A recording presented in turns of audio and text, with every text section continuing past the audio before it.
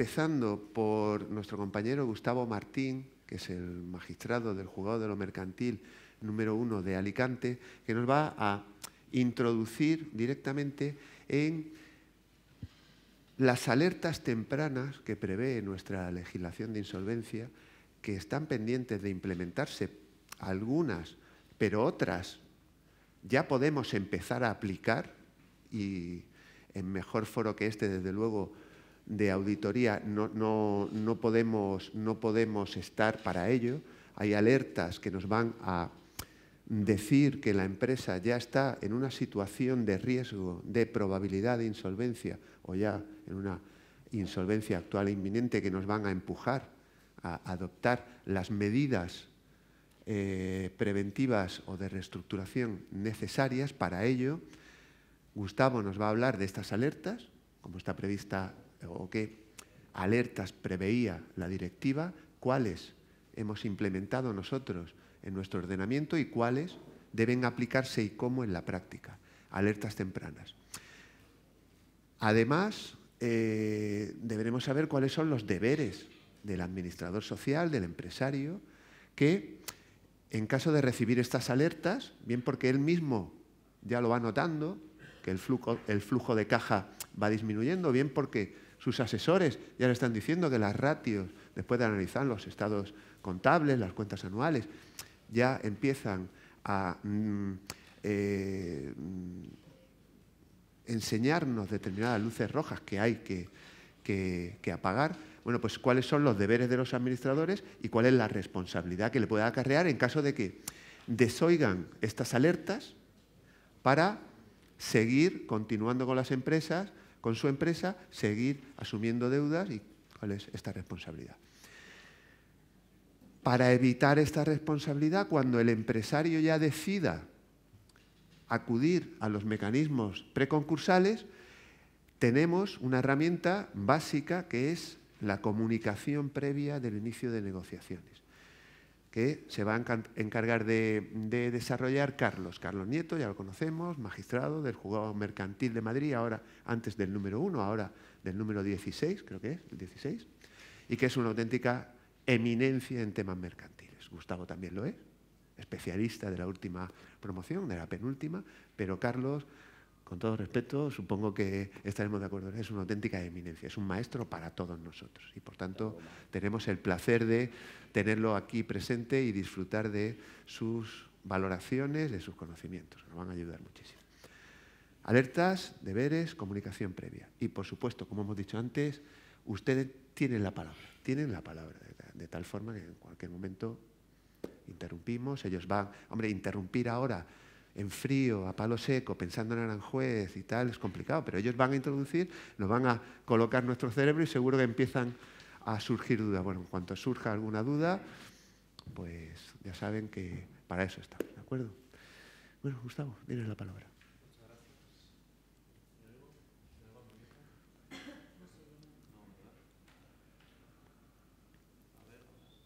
A ver ahora. No, lo tendrá, a lo mejor lo tienes apagado.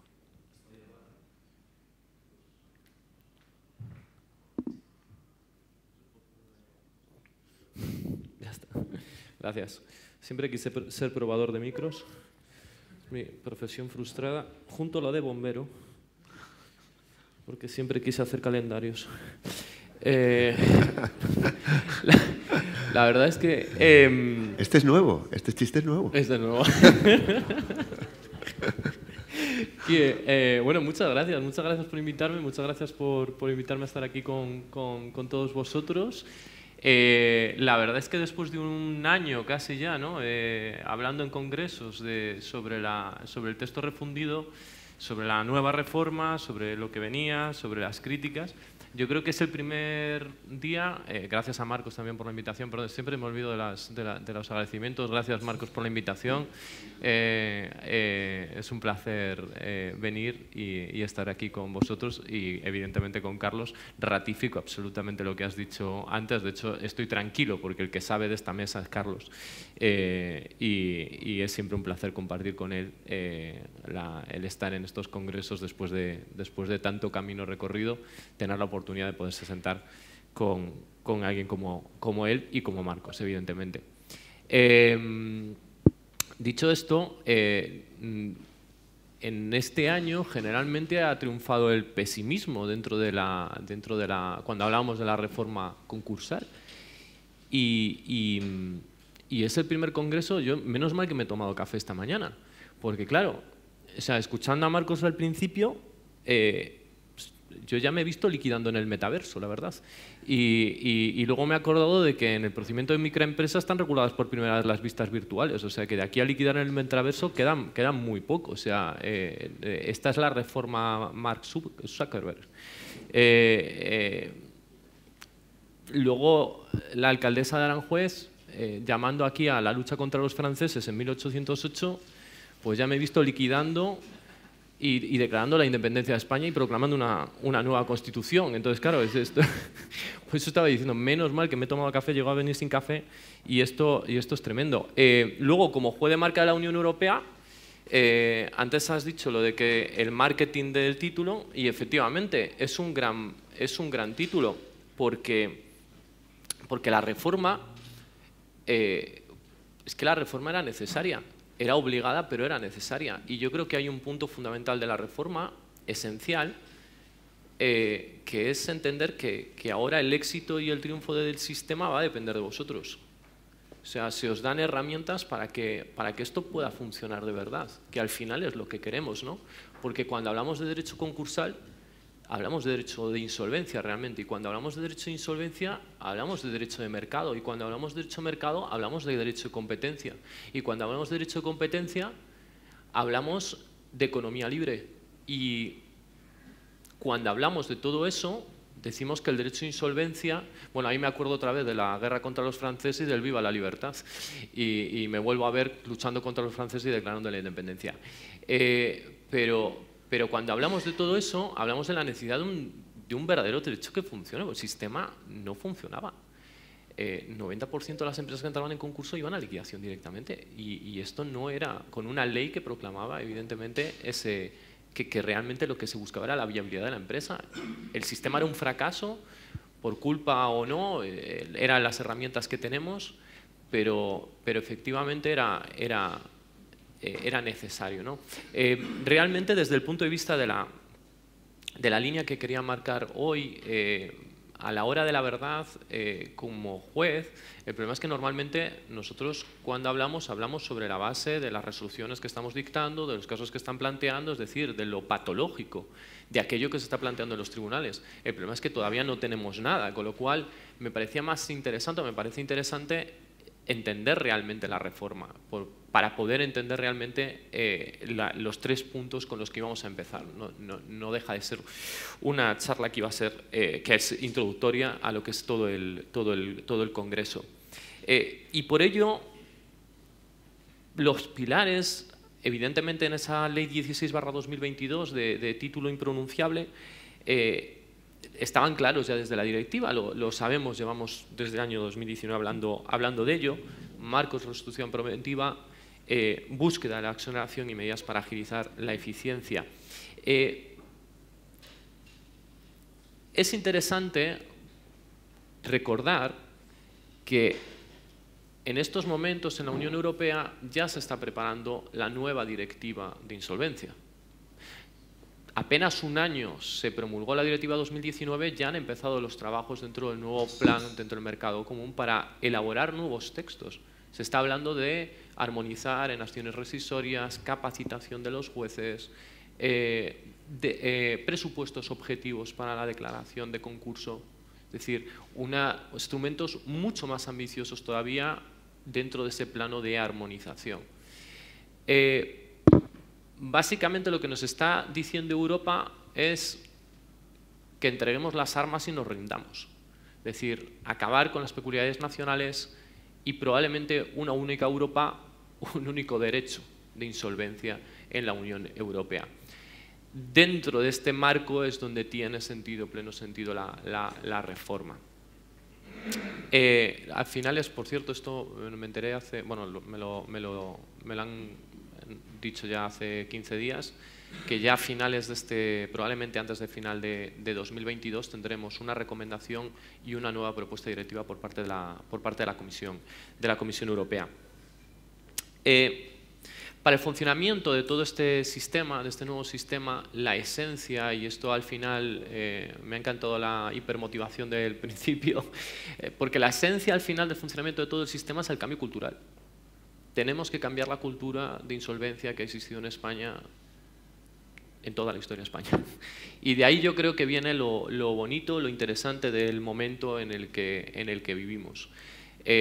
La reforma puede ser más o menos afortunada, puede tener una técnica legislativa desastrosa, puede traicionar incluso algunos de los principios que la misma reforma proclama, pero sin duda la reforma es ambiciosa porque sienta un marco nuevo y revolucionario. Y en este sentido los planes de reestructuración veremos qué funcionamiento tienen, pero dan muchas posibilidades de actuación desde el punto de vista de los expertos de reestructuración, por ejemplo, y de las empresas para poder articular mecanismos para evitar la liquidación, las fases liquidativas. O por lo menos para tener claro que cuando se llega a concurso, se llega ya a una finalidad liquidativa.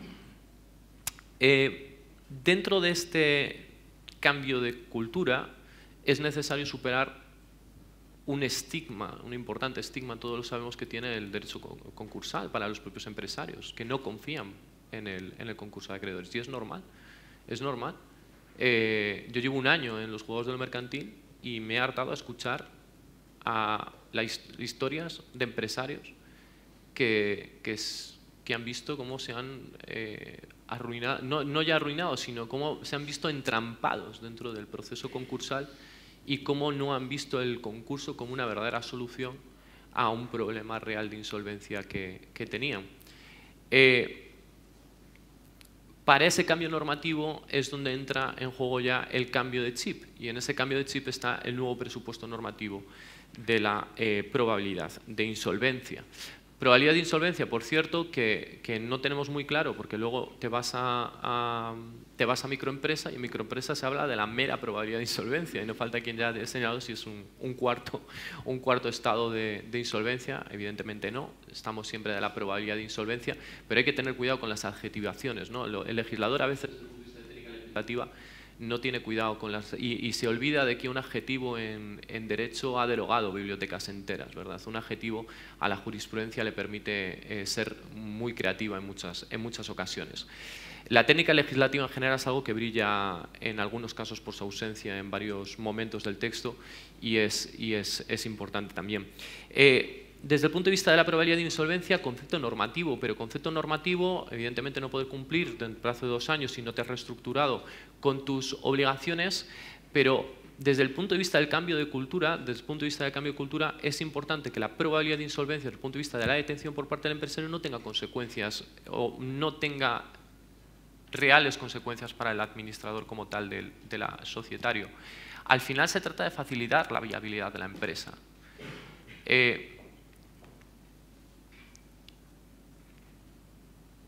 Pero con cuidado, porque, por ejemplo, dentro de microempresa, yo me voy a un plan de continuación, puedo acceder al plan de continuidad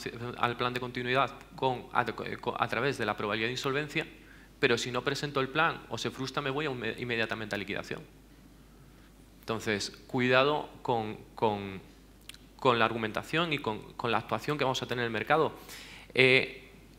La esencia del cambio de cultura es que tiene que ser amable.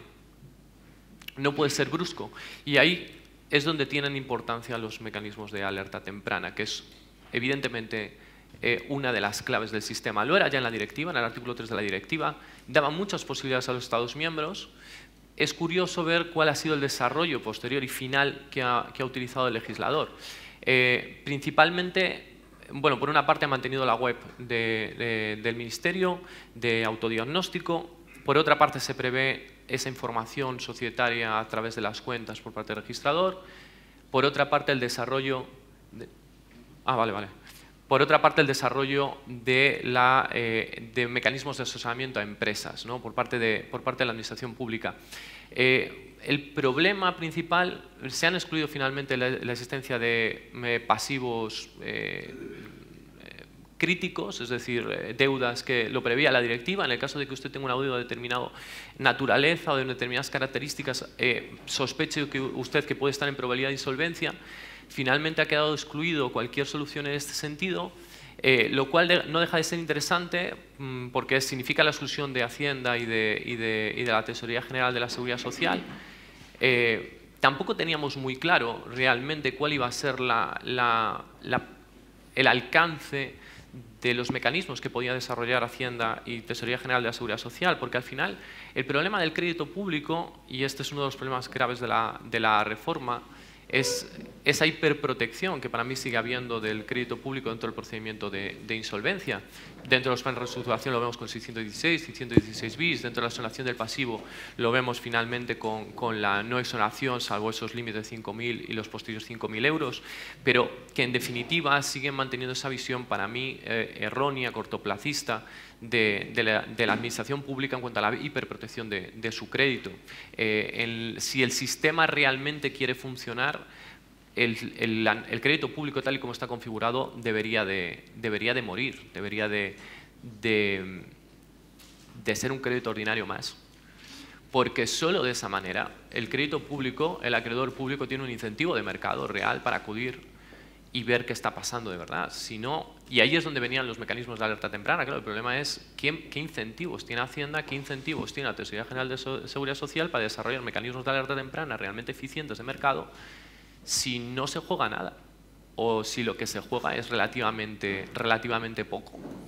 Eso además en un momento en el que crítico, ¿no? Y también aquí uno se siente hablando un poco sobre el futuro, ni siquiera sobre el presente. Porque no debemos olvidar que tenemos 140.000 millones de euros inyectados en la economía española a través de los créditos ICO y que el Ministerio se ha convertido en el titular de los mismos a través del sistema de avales, sistema que ya hablábamos ayer, no se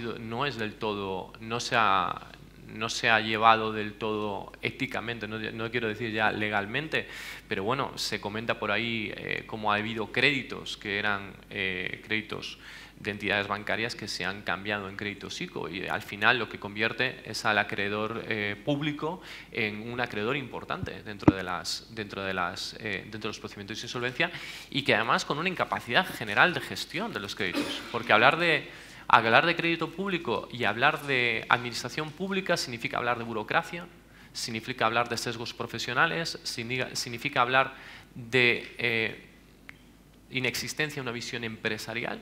Es una visión puramente funcionarial y esto es completamente contrario a la idea de derecho de insolvencia que queremos, la idea de derecho de insolvencia que propugna Europa, ¿no? Por eso hablar de sistemas de alerta temprana en estos momentos también resulta un poco... es necesario, evidentemente, porque es la reforma que nos llega, pero aquí no puedo ser optimista, no sé cómo lo veréis vosotros en estos momentos, pero yo la verdad tampoco soy muy optimista en el año 2022, porque ahora mismo me parece que las soluciones van a ser puramente liquidativas por 37 bis la gran mayoría y porque no va a haber posibilidad de reestructurar algo en el que tienes a la administración pública en medio, ¿no? Veremos a ver cómo funciona, pero parece más un desiderátum a futuro. De hecho, dentro de los propios sistemas de alerta temprana nos encontramos con el asesoramiento público que tiene que ser desarrollado todavía, el asesoramiento a empresas en dificultades, pero nos encontramos con que eso incrementa la burocracia. O sea, es más burocracia. ¿Qué incentivos tiene? Es además una inversión que no tiene retorno, porque ¿qué beneficio obtiene la administración pública de desarrollar buenos sistemas de alerta temprana que puedan servir de asesoramiento a las empresas de verdad para que puedan acudir y puedan determinar que efectivamente se encuentran en situación de insolvencia? La principal virtud que tiene el sistema de alerta temprana, en todo caso, para mí se conecta con una de las esencias de la reforma, no tanto dentro de las empresas grandes que se reestructuren, porque a fin de cuentas en las grandes empresas, quien tiene la sartén por el mango, creo, es el acreedor financiero, que es quien mayor conocimiento tiene de la empresa principalmente. Y como es quien mayor conocimiento tiene de la empresa, va a ser el que va a dominar probablemente la reestructuración. ese acreedor financiero sabe si su deudor está en probabilidad de insolvencia y no necesita ningún sistema de alerta temprana. El sistema de alerta temprana lo van a necesitar principalmente las pymes y sobre todo en procedimiento de microempresa. ¿Razón principal? Pues, por ejemplo, evitar la liquidación. Porque si yo me voy a un plan de continuación diciendo que estoy en probabilidad de insolvencia, pero sin embargo no presento el plan, o el plan se frustra, me voy a la liquidación. Pero puedo presentar oposición. ¿Cómo justifico en la oposición que estaba en mera probabilidad? Ahí la ley cambia automáticamente el registro, es un efecto automático. En estos automatismos que se utilizan dentro de este procedimiento de microempresa, cambia automáticamente el registro. Es decir, yo solicito entrar en un plan de continuación a través de una mera probabilidad de insolvencia, pero la ley va a aparejar un efecto automático en el caso de que ese plan no se llegue a presentar, y es irme automáticamente a liquidación. Puedo presentar oposición a esa liquidación, pero ya tengo que oponerme. ¿Cómo acredito esa posición? Pues una de las formas será probablemente haber acudido a un procedimiento, a un sistema de alerta temprana que me ha dicho que yo estoy en probabilidad de insolvencia y no estoy en insolvencia actual o insolvencia inminente. Por eso va a ser importante, porque me estoy jugando, entre otras cosas, la solución de la empresa. Pero habrá que ver el desarrollo real de estos mecanismos para ver realmente qué funcionamiento, qué grado de éxito pueden tener. Entre otras cosas porque evidentemente van a tener el marchamo de ser mecanismos públicos, en teoría independientes y parciales respecto de la determinación de la existencia de un sistema, de la existencia de una probabilidad de insolvencia. Evidentemente nadie confía en la reforma en el 589.3 de la Ley de Enjuiciamiento Civil. No es un sistema de alerta temprana, lo reconoce la propia exposición de motivos. Evidentemente, si uno no es capaz de identificar bienes embargables en un procedimiento de ejecución, pues es que si ya te tiene que decir el LAJ, ojo, que puedes estar en probabilidad de insolvencia, pues no vas a estar en probabilidad de insolvencia, vas a estar en insolvencia actual inminente muy probablemente. Entonces, eso básicamente es la muerte directamente del empresario. Eso no es un sistema de alerta temprana. En todo caso, como digo, lo importante, creo, es que para que el sistema funcione dentro de la probabilidad de insolvencia, las consecuencias para el empresario deben de ser muy limitadas, o incluso no haber consecuencias como tal. O sea, el espíritu es activar las defensas de la propia empresa para que pueda iniciar una reestructuración, evitando la liquidación. Es decir, no estamos dentro de un derecho de mercado represor, como no es un derecho de mercado represor, sino que es un derecho de mercado facilitador, que lo que pretende es detectar la viabilidad de las empresas con la finalidad quirúrgica de poder evitar que acaben en un concurso de acreedores. Debemos de facilitar y debemos de promover que los empresarios acudan a esos sistemas de reestructuración, a los mecanismos de reestructuración, detectando tempranamente que se encuentra en una situación de probabilidad de insolvencia. Y ahí es donde creo radica la esencia de todo el sistema de la reforma. Principalmente, como digo, porque es la esencia, sobre todo para la pyme. Y luego... Perdón, sí. Es que me parece importante porque para entender un poco el sistema tenemos que quitarnos de la cabeza, que es complicado. Gustavo hablaba de cambio cultural y me parece una idea absolutamente fundamental. Terminaremos con ese cambio cultural. Es complicado entender que el empresario es un defraudador. Es complicado quitarnos de la cabeza. Llevamos históricamente desde hace siglos... Desde el Lazarillo de Tormes. Y mucho antes, o sea, antes de Cristo, cuando un deudor no pagaba sus deudas, lo que hacían era que pagaba con su libertad o con su vida. Y si le debía a varios acreedores, pagaba con su vida, lo desmembraban en la plaza del pueblo y cada acreedor se quedaba con una parte de su cuerpo. Eso era el concurso, el germen del concurso actual. Claro, ¿por qué? Porque se entendía que el acreedor era el que tenía derecho a cobrar su su crédito y el deudor o le había estafado o no podía seguir ni vivo siquiera. Ahora ha cambiado la mentalidad. Tenemos que tener en cuenta que ese cambio no es fácil, porque incluso en el Código Penal francés ha estado la pena de muerte al acreedor por deudas, ha estado vigente hasta el siglo XVII-XVIII, siguiendo un poco la línea marcada por la alcaldesa del derecho histórico francés.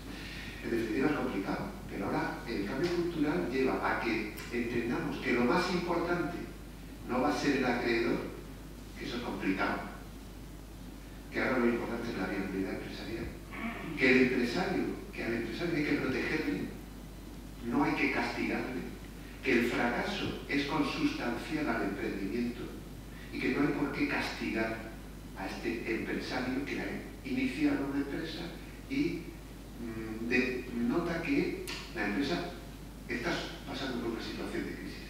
Por tanto, las alertas tempranas, que es el tema, no hay que verlas como un mecanismo de cuidado, alerta, ojo, me va a caer la responsabilidad, me van a mandar, como siempre ocurre en otros ordenamientos, Italia o Reino Unido, donde en caso de detectarse una alerta temprana, se le coloca un reestructurador o un experto, y el experto, como vea que no hay probabilidad de continuar la viabilidad de la empresa, directamente informa al juez encargado que esa empresa tiene que ir a liquidación. Nosotros no hemos adoptado, aunque la directiva lo permitía, no hemos adoptado un sistema de alertas tan rígido. Es, como decía Gustavo, un sistema que va a permitir al empresario precisamente acudir a un mecanismo que va a beneficiar la viabilidad de la empresa, incluso a costa de los acreedores. O sea, hay que ver estos mecanismos de alerta temprana en situación de probabilidad de insolvencia, no ya en insolvencia actual o inminente, sino en probabilidad de insolvencia como un estímulo a acudir a estos planes de reestructuración, aplicable tanto a las pequeñas como a las medianas empresas, no tanto a las microempresas. El legislador no quiere que estos planes de reestructuración se apliquen a las microempresas, no lo quiere, lo dice la exposición de motivo claramente. Son microempresas apalancadas con una financiación prácticamente bancaria, que es muy difícil llevar a una reestructuración. Pero en pequeñas y medianas empresas sí que es posible. Cuando se detecta una alerta temprana que nos permita acudir a estos mecanismos tan potentes para el empresario. Claro, no se puede acudir a un mecanismo de intentar arrastrar a acreedores, incluso con garantía real, luego lo veremos, para levantar una carga hipotecaria en cualquier momento de la empresa. Por lo menos tienes que estar en probabilidad de insolvencia. Y ahí es donde entran, quieres, los mecanismos estatales, registro de nombre de una pequeña empresa entrando en la web del autodiagnóstico del Ministerio de Economía, los mecanismos estatales, Hacienda, Seguridad Social, registros mercantiles, pero sobre todo, el legislador hace recaer estos mecanismos de alerta temprana ¿en quién? En ustedes, en los profesionales liberales, más económicos, que son los que no cuestan el Estado, no gastan recursos, y son los que están en el día a día de la auditoría, del asesoramiento económico y contable, ya están diciendo, como sigamos por esta vía, vendiendo esto, en un par de años vamos a tener dificultades. ¿Por qué? Porque se nos ha colocado un empresario, porque la obsolescencia del producto, lo que sea. Luego lo veremos en el plazo. Alertas tempranas, estímulo, no obsolescencia. Y además, efectivamente, pero si os fijáis en el sistema de alerta temprana, en los sistemas diseñados, es que realmente la alerta temprana sois vosotros. O sea, la alerta temprana es el asesor que está detrás, es el profesional que está detrás, que es capaz... Si yo tengo que solicitar un informe al registro para que me diga que tengo una situación de riesgo a base de las cuentas, eso no lo habéis podido ver. Claro que lo habéis podido ver antes.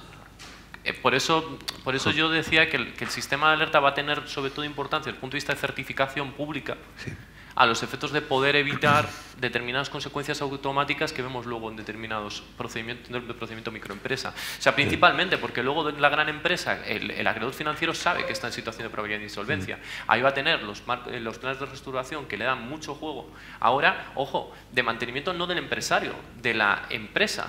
Se trata de la viabilidad empresarial, no claro, del empresario, porque al empresario como tal me lo puedo limpiar. Puede haber cambios en la estructura organizativa de la empresa, puedo lanzarlo por la ventana, pero es el mantenimiento de la viabilidad empresarial. O sea, y ahí es donde tiene sentido toda la activación del sistema. Es verdad también en cuanto al cambio cultural, lo que decía Gustavo. Y yo es que como vengo del País Vasco, aunque soy de Málaga, pues esto lo tengo ya casi asumido. Y es que incluso con estos mecanismos de alerta temprana, cuando el empresario ya lo sabe o se lo dicen sus asesores, en pequeñas y medianas empresas, el empresario cree que él solo va a poder salir de la situación. Es verdad que tampoco va a tener ninguna responsabilidad en probabilidad de insolvencia, porque va a poder adoptar medidas él solo. Y por eso decía el País Vasco, donde el tejido empresarial son pequeñas y medianas empresas, el empresario de toda la vida, que hasta que no entran sus hijos a decir que, bueno, que la ganadería sostenible y ecológica ahora es el futuro, pues él no quiere cambiar y sigue vendiendo la leche por debajo del precio de coste. Pero cambiando esa cultura nos va a permitir, con estos mecanismos de alerta, con estos asesoramientos, ir a un plan de reestructuración. Solo quizás por terminar ya, porque estoy viendo que por hora, Carlos, solo por terminar, es que para mí la esencia de todo esto de probabilidad de insolvencia, sistemas de arte temprana y deberes es precisamente esa idea de conjunto. Es decir, no puede haber responsabilidad, o debemos de entender que la responsabilidad del empresario no comienza con la probabilidad de insolvencia. No comienza con la probabilidad de insolvencia. La probabilidad de insolvencia es la activación de los mecanismos que te pueden evitar acabar liquidando la empresa que has tenido y que te ha costado tanto llevar adelante, porque este es el drama humano de muchísima gente. Entonces, y cuando habla, me ha encantado que has hecho la referencia, porque efectivamente, o sea, esto viene, es que en 1911 el Código Civil, el principio de responsabilidad patrimonial universal, es la evolución natural de las tablas romanas cuando se fueron en el 500 y pico a Grecia, y una de las cosas que trajeron fue la ejecución del deudor en el foro, que lo cortaban en tantos trocitos como acreedores tuviera. Si bien es cierto que el derecho romano no llegó a legislar que fuera proporcional el trocito a la deuda que tenías. Sí. Al menos algo es algo. Sí. Pero la evolución natural es que hoy, en el año 2022, nuestro Código Civil sigue registrando el 1911. Y la verdadera esencia, cuando hablamos de cambio cultural, yo ya me estoy viniendo arriba después de lo de Francia y todo esto, la verdadera esencia de este cambio cultural es que os dais cuenta de que estamos revolucionando siglos de historia. En 1911 lleva ahí desde el principio, y sin embargo hoy ya hablamos de derecho de exoneración de pasivo insatisfecho. Hoy la pelea es la protección del crédito público. Hay que acabar con esa protección, porque mientras el crédito, no voy a repetirme, hay que acabar con el crédito público, debe morir. Pero dicho esto, es una gozada poder decir que hoy nuestro reto es acabar con el crédito público, porque quiere decir que ya estamos en un punto muy avanzado de la evolución. Ojo, un punto muy avanzado de la evolución que es que se lleva estudiando desde hace mucho tiempo. Y simplemente, por terminar con una última idea, el éxito de toda la reforma descansaba en el experto de reestructuración. ¿Y por qué descansaba en el experto de reestructuración? Porque había que acabar en la mente del prelegislador, no sé si acertado o no acertadamente, con la administración concursal, tal y como se ha concebido tradicionalmente en España. Este es el objetivo en España de la transposición de la directiva. De una manera indisimulada, acabar con la administración concursal. De ahí esos 2 millones de euros de volumen en el procedimiento de microempresa, en el que prácticamente todo el mundo entraba ahí, un sistema en el que el nombramiento directamente no hay administrador concursal, de ahí intentar buscar soluciones preconcursales, y que en esas soluciones preconcursales el sistema de nombramiento de administración es radicalmente distinto al que conocemos. No sé si acertadamente o no, pero el prelegislador, que era básicamente, no voy a decir quién, que lo escuchamos Marcos y yo atentamente un día en Madrid, lo decía además sin tapujos. Había un problema en el pool de administradores concursales, tanto desde el número, el sistema de nombramientos, y bueno, en la mente era ese sistema en el que se nombra por el acreedor o en su caso y solo residualmente por parte del juez. Al final han llegado a un término medio en el procedimiento microempresa y en el plan de reestructuración se ha mantenido el respeto al experto de reestructuración. Pero en todo caso, finalmente creo que lo bueno es que estamos en una nueva etapa, en una nueva era, y que descansa en vosotros todo esto. O sea, no descansa... Yo creo que los jueces de lo mercantil no deberíamos de ser los protagonistas. O sea, siempre que se pretenda que un juez sea el protagonista de una solución de mercado es que nos estamos equivocando. Nosotros somos mecanismos patológicos, entramos cuando hay un conflicto, tenemos que entrar cuando no hay una solución, pero sin embargo, de la misma manera que cuando la mayor parte de los contratos se cumplen, ¿verdad? Porque tú has dicho antes, siempre hablamos del empresario y parece, ¿no?, desde el Lazarillo de Tormes, es que va a engañar, intenta defraudar, todo esto, pero realmente la mayor parte de los contratos se cumplen, la mayor parte de los contratos no acaban en los juzgados. Lo que no puede ser es que la solución de la viabilidad de las empresas acabará siendo a través de procedimientos burocráticos judicializados. Esto era una muy mala solución. Nosotros no podemos ser una solución para viabilidad, nosotros somos una solución realmente liquidativa y esto había que tenerlo claro. Esperemos que esto funcione. Me ha alegrado mucho escuchar el ánimo que tenéis para tomar la iniciativa en todo este proceso y que Dios reparta suerte. Yo la verdad es que desde que he entrado en mercantil, sobre todo, me he hecho muy de Zetangana, ¿no? Antes era ateo, ahora creo. No paro de rezar a vírgenes ante la nueva reforma que nos viene, pero en esta pues vamos, encomendémonos y que sea lo que se pueda. Muchas gracias.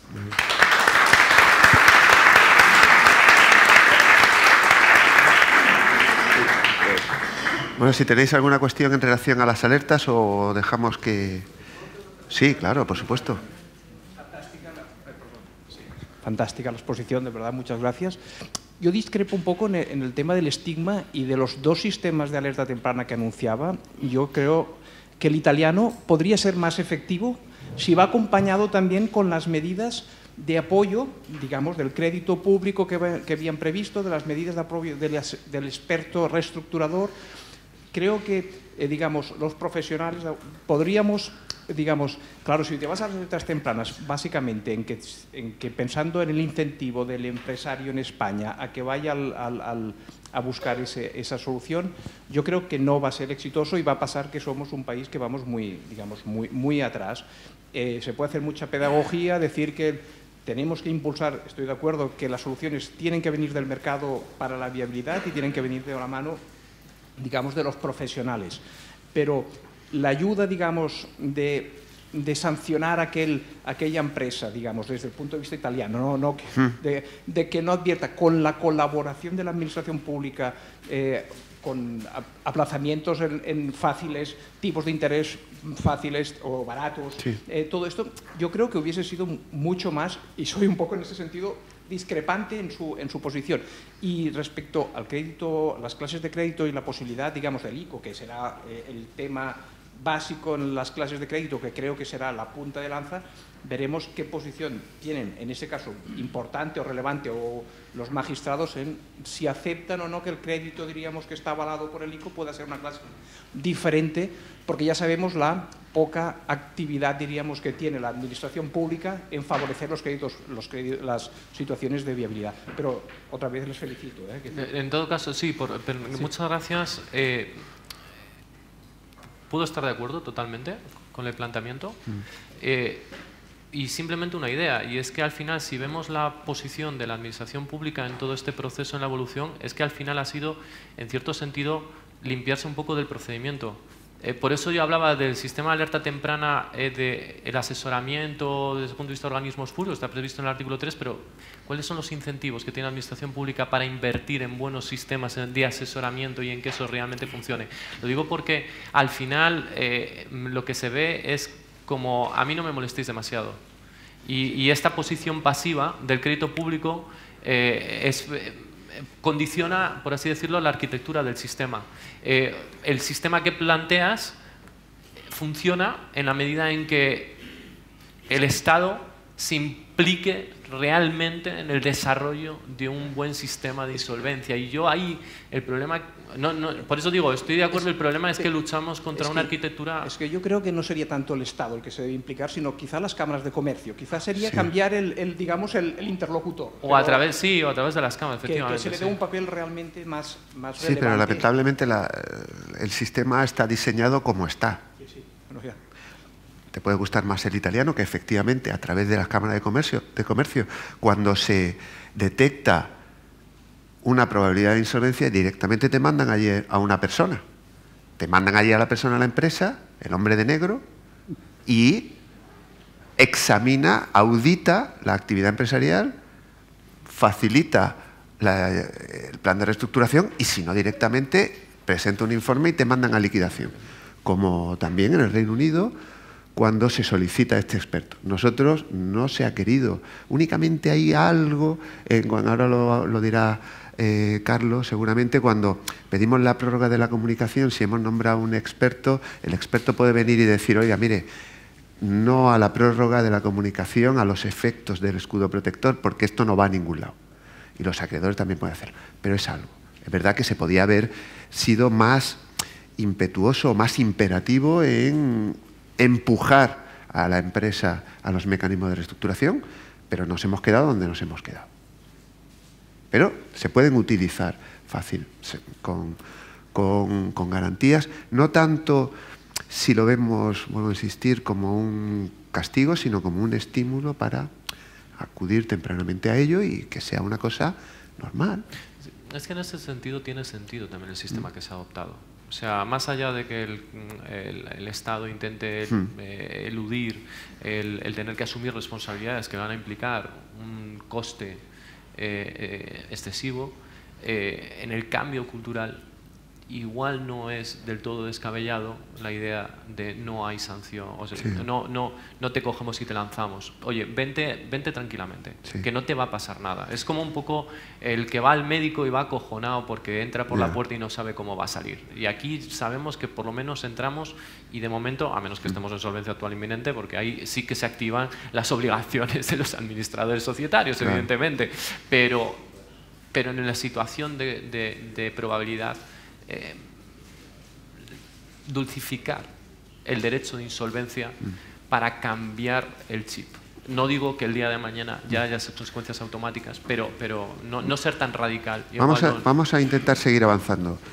Ya tenemos tenemos la alerta, tenemos al empresario convencido de que hay que reestructurarse.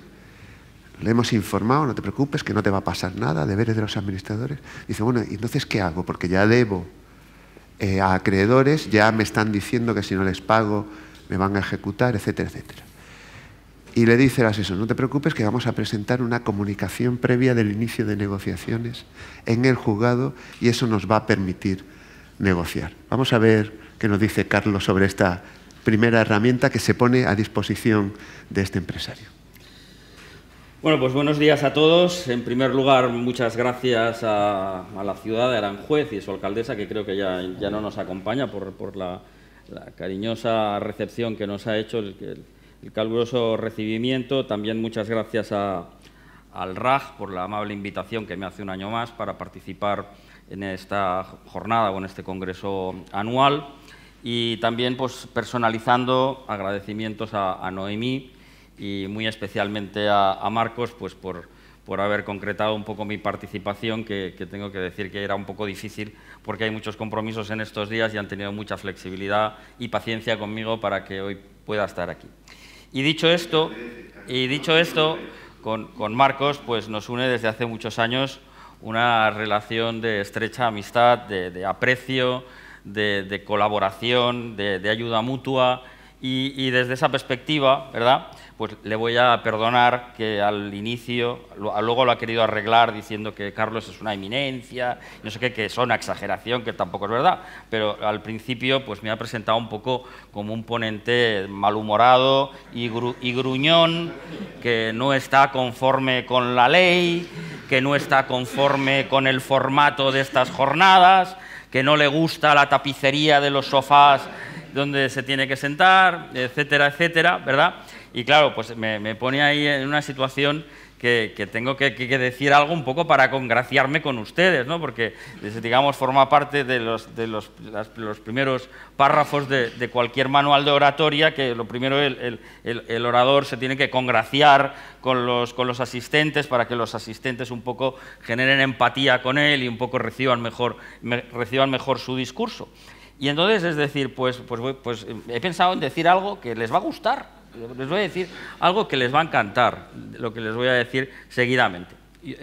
Por desgracia, es verdad que no puedo ser tan optimista respecto de la reforma concursal como lo acaba de ser mi amigo Marcos, ¿verdad? No puedo ser tan optimista, y a día de hoy pues se me hace difícil saber si el libro 2 del texto refundido de la ley concursal, si va a tener o no más éxito que el documental de la vida de Pedro Sánchez, ¿no? Yo creo que va a tener menos éxito que el documental de la vida de Pedro Sánchez.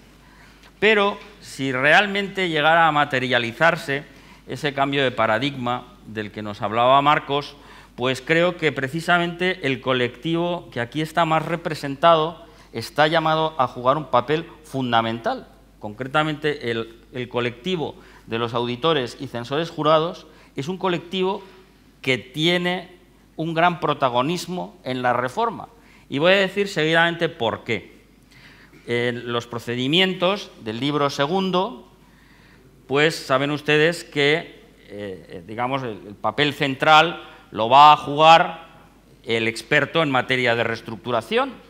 Hubo un gran debate respecto a cuál era el perfil que tenían que tener los expertos en materia de reestructuración, qué condiciones subjetivas tenía que reunir, quién lo podía elegir, quién lo podía destituir. Todo esto yo creo que me encantaría ahora, me pondría a hablar de esto porque me ha tocado escribir bastante en estas últimas semanas sobre el asunto y estoy ahí con ganas casi de explicarlo todo, pero no voy a entrar en la cuestión porque hay una mesa explícitamente dedicada a esta cuestión. Pero en el concreto punto de cuáles son las condiciones subjetivas que se tienen que reunir, pues al final, ante las tensiones que había a la hora de delimitar el perímetro de profesionales, pues se incluyó una referencia muy amplia y pueden ser nombrados expertos en materia de reestructuración pues aquellas personas que tengan experiencia en reestructuraciones, conocimientos jurídicos,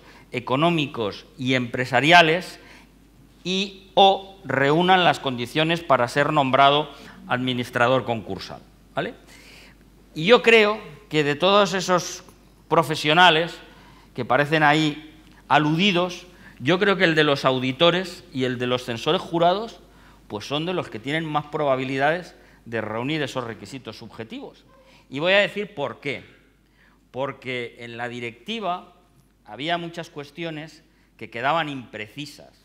De hecho, leí hace unos días un artículo en el que se venía a decir que la directiva tenía hasta 70 opciones distintas de incorporación, ¿verdad? Es decir, hay hasta 70 puntos que el legislador puede hacer A, puede hacer B o puede hacer C. Y dentro de esas opciones de incorporación, por ejemplo, pues nos encontramos con que la directiva dice que un informe clave en los procedimientos de reestructuración, que es el informe sobre el valor de la empresa en funcionamiento, que es el informe que se va a necesitar para que te homologuen un plan de reestructuración cuando el mismo no venga respaldado por todas las categorías de acreedores, con lo cual es que va a ser un informe clave. Pues ese informe sobre el valor de la empresa en funcionamiento, la directiva europea decía que lo pediría al juez en caso de impugnación y que para ello se podría nombrar a expertos, pero no decía la directiva qué expertos, ¿vale? Y el legislador español, dentro de sus opciones de incorporación, ha dicho que ese informe lo tiene que hacer el experto en materia de reestructuración. Con lo cual, a mi juicio, yo veo complicado que un abogado, o bien un profesional, un gestor administrativo, quien sea que tenga esas experiencias y no reúna la condición de auditor y no reúna la condición de censor jurado, pueda emitir ese informe. Pero es que además también se le atribuye otro cometido al experto en materia de reestructuración, que tampoco la directiva está claro, pero la ley española se lo da, ¿vale? Porque la directiva dice que al experto en materia de reestructuración se le pueden asignar como mínimo una de las 3 siguientes funciones cuando se den los supuestos forzosos de nombramiento, que es asistir a las partes, primera función; segunda función, supervisar la actividad del deudor; y tercera función, eventualmente, tomar el control parcial de sus activos.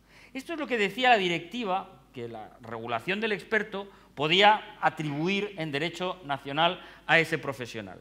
Pero el legislador español no le da esas funciones, solo le da una de ellas, la de la asistencia a las partes. Y claro, ¿en qué se concreta esa asistencia? Pues el legislador español lo ha dejado completamente abierto, porque hay otras leyes extranjeras, por ejemplo, la ley alemana de incorporación de la directiva, que cuando se refiere al experto obligatorio y se refiere a la asistencia, explica muy bien lo que hace el experto.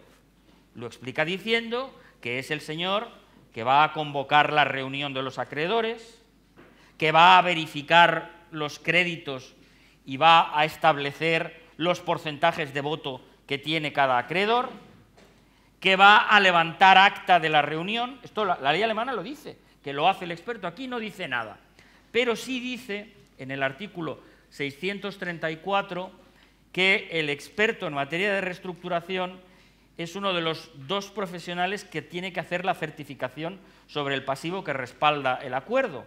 En el 634 dice que lo hace o el auditor, y no dice qué auditor, dice el auditor. Anteriormente sabíamos que las certificaciones de pasivo las hacía el auditor de la compañía, y si no tenía obligación de auditar, pues tenía que hacerlas un auditor nombrado por el registro mercantil. Ahora ya no dice que tiene que ser el auditor de la compañía ni uno nombrado por el registro mercantil.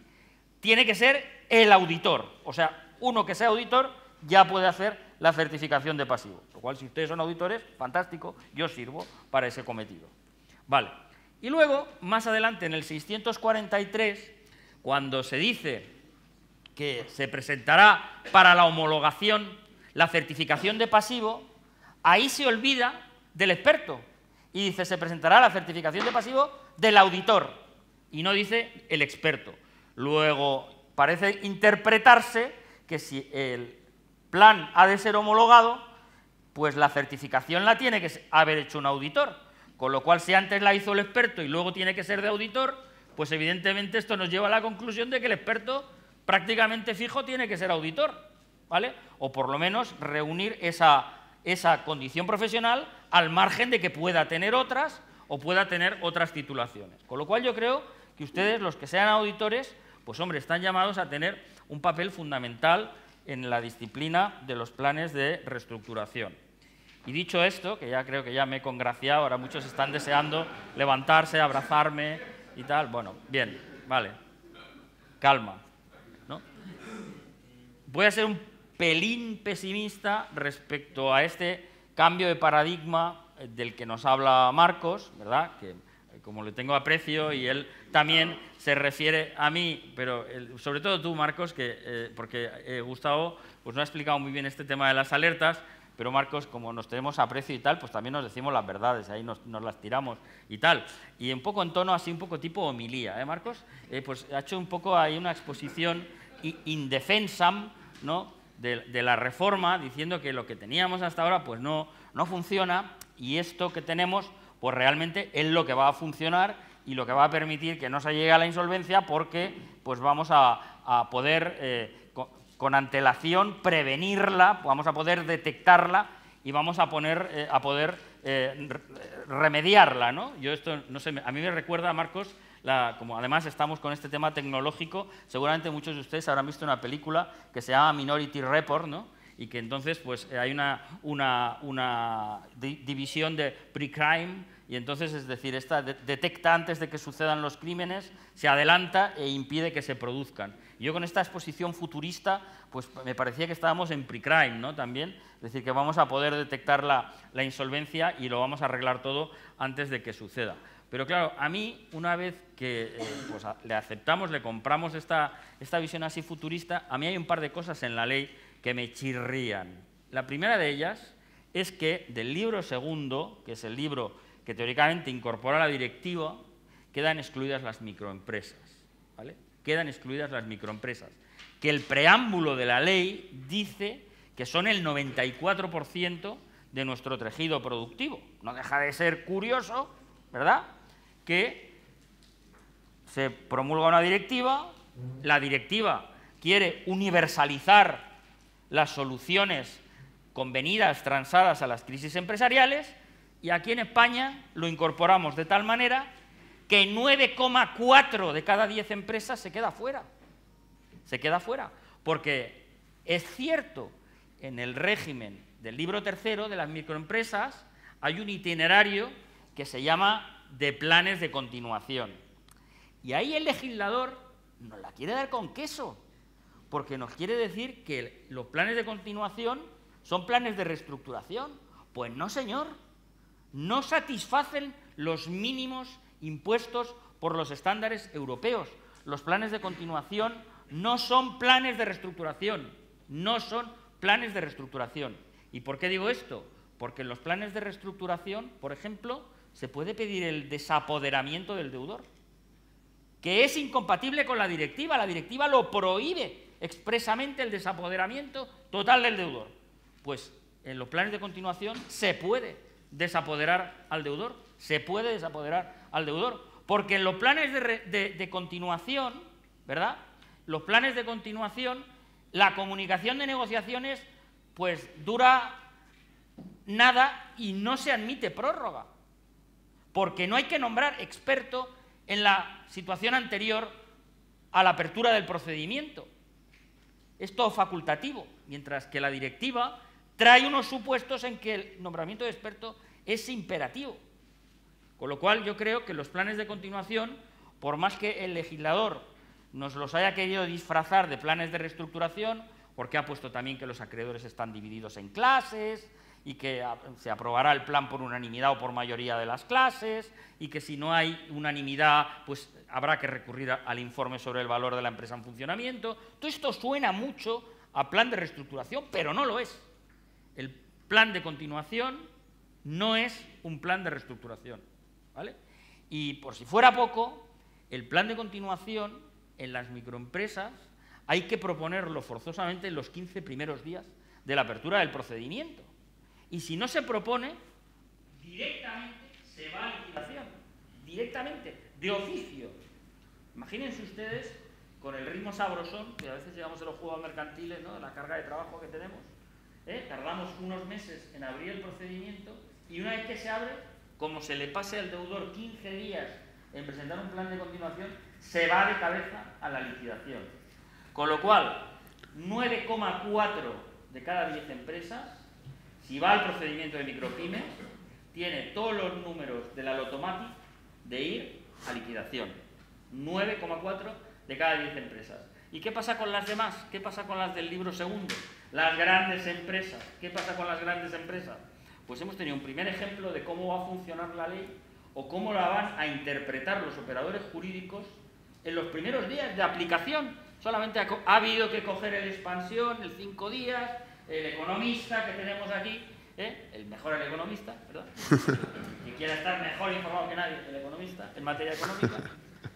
Bueno, solamente hay que coger la prensa económica y ver que el primer exponente que se abre, el primer espolón con el que se abre la aplicación de la ley es el caso Celsa. ¿Y en qué consiste resumidamente el caso Celsa? Para los que no se lo han saltado porque dicen, esto es un rollo, y no se lo han mirado, ¿vale?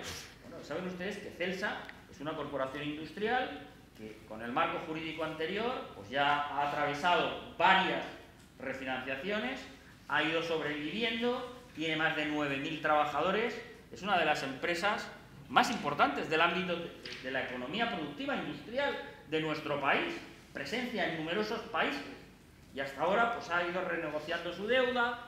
El SEPI le ha concedido una ayuda condicionada de 400 millones de euros, la más alta que se ha concedido. Por algo será, se lo habrán mirado y realmente será una empresa que conviene mantener a la economía española. ¿Y cuál es la primera materialización de la aplicación del libro segundo? Que van unos acreedores financieros a un juzgado mercantil de Barcelona y piden que se nombre un experto en materia de reestructuración con la finalidad de aprobar un plan de reestructuración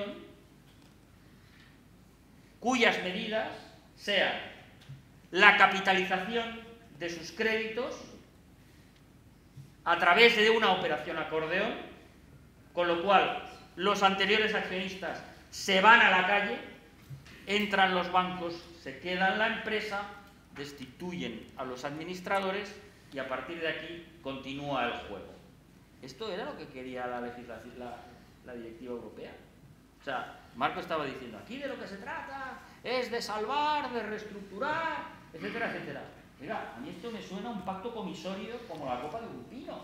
¿Saben? Esto que está prohibido en derecho civil, que es que si le debo dinero a Marcos, pues Marcos me quita el reloj y se hace pago directamente con el reloj. Pues si esta operación realmente prospera en los términos en los que periodísticamente se ha informado de ella, pues yo creo que esto no es exactamente lo que se pretendía con la directiva. Con lo cual, recapitulando, porque me apetecía hacer esta homilía, me has dado homilía, Marcos. 9,4 de 10 empresas no pueden ir al libro segundo, y las que vayan, fíjense ustedes cómo enseña la patita los operadores jurídicos. Me voy a quedar la empresa, los accionistas a la calle, los administradores a la calle, y la empresa me la quedo yo y hago con ella lo que me dé la gana. Entonces, pues, no sé, a mí todo esto me deja mucha preocupación. Un segundillo para contestarte a los argumentos. Por alusiones, ¿no, Marcos? Dos temas muy rápido. Es verdad que las microempresas no tienen acceso al plan de reestructuración. Tienen una cosa parecida, no es el plan de reestructuración. Es verdad, porque lo dice la exposición de motivos, lo han calculado, que 9,4, casi todas las empresas son microempresas. Pero también es verdad, otro dato que, si seguimos leyendo, nos lo dice la exposición de motivos, y es que dice que estas microempresas tienen una alta volatilidad, es decir, duran en el mercado 1 año, 2 años. Solo un porcentaje ínfimo sobreviven en el mercado económico más de 5 años. Por tanto, ¿qué hace el legislador? Piensa que el plan de reestructuración no es un instrumento útil. Dicho de otra forma, yo no creo, no he estado en los despachos, no he estado en el despacho del ministro. Ayer Eduardo y toda la comisión del RAG estuvo en el despacho del secretario general. No creo que allí tengan una foto de los administradores concursales con chincheta y de las microempresas con chincheta y dicen, no vamos a cargar. Ellos han pensado, las microempresas, es verdad, que forman el alto porcentaje del tejido empresarial, también la volatilidad, y le dan una salida mediante el procedimiento de liquidación de microempresas. Es verdad que prevén un procedimiento de continuación que a lo mejor no se utiliza en la práctica, pero la idea es que estas pequeñas y medianas empresas salgan rápidamente. ¿Por qué? Pues porque estas no tienen, como las grandes corporaciones, una estructura financiera compleja. La tienen muy fácil. O es el banco, o es el crédito ICO, o es la persona especialmente relacionada que ha puesto el empresario, o su padre que ha puesto el dinero. Ahí, ¿qué acuerdo de reestructuración vamos a alcanzar? Salvo que queramos un acuerdo de reestructuración, desde luego, muy perjudicial para el pobre que le ha suministrado la bebida con un arrastre brutal. Eso es lo que piensa el legislador, que no sé si estará... será correcto o no será correcto, pero esa es la explicación a por qué lo sacamos, no porque tenga nada en contra de las microempresas. Segundo, esto es un paréntesis, es un paréntesis y por si sale lo del grupo Celsa. Eso está por ver, porque, claro, Carlos es crítico con la ley, por eso quiero entrar en este ejemplo, porque parece que le ha dado un ejemplo para fundamentar su crítica, casualidad. Antes de la entrada en vigor a Carlos le he oído criticar mucho criticar mucho el sistema de formación de clase, que luego yo os voy a explicar cuando él se vaya, ¿vale? Le he oído criticarlo mucho. Conclusión. Luego venís a mi juzgado a pedir la confirmación de una o varias clases que os vais a enterar y decir, pues esto, tu compañero en Bilbao dijo que era posible. Tal. ¿Cuál es su idea? Su idea dice, claro, con el sistema de formación de clases, ¿qué ocurre? Pues que una minoría de créditos, de acreedores, puede imponer su voluntad a una mayoría de acreedores. Claro, a partir de ahí ya entiende que todo lo demás, y además es una crítica justificada, entiende que todo lo demás no vale, porque me articulas, me diseñas un plan de reestructuración basado en una mayoría formada por clases de acreedores que tú puedes directamente diseñar como quieras para obtenerla, no vale, todo lo demás no vale. Yo no soy tan crítico con esta exposición. Y les sirve el ejemplo de Celsa para decir, ¿no queríais reestructuración en manos de los acreedores o del deudor formando clases? Aquí lo tenéis. Yo creo, y esto ha puesto una cerveza para el año que viene disfrutando, que vendré como ponente para poder disfrutar de... Si me invitan, claro, digo, por lo menos que no vendré como director técnico para poder disfrutar de la cerveza. Me apuesto que esto no va a prosperar. Con la información que yo tengo, que es de los medios de comunicación y un poco del juez que lleva el concurso, nuestro compañero Fernández Seijo. En primera instancia, como decía Eduardo, cuando decía, no, en primera instancia los mercantiles, efectivamente estamos en primera instancia en estos temas. ¿Qué ha ocurrido en Celsa? Paréntesis, para que veáis que eso tampoco es ejemplo de que esto no funciona. Y si no lo entendéis así, cerramos el chiringuito ahora y nos vamos a Aranjuez a visitar la zona. Celsa, el plan de reestructuración lo han presentado los acreedores. ¿Eso se puede hacer? Bajo mi punto de vista, no. No está previsto en la norma y, de hecho, el titular es los acreedores de Celsa presentan un plan de reestructuración. Y eso, según información que tengo yo de Fernández Seijo, que hablamos en Málaga, nosotros hablamos el jueves, la ley entraba el lunes y él me dijo, el lunes me van a presentar, parece que es cierto, que los acreedores han presentado un plan de reestructuración de Celsa. ¿Eso lo pueden hacer? No. No lo dice claramente la ley, que no pueden.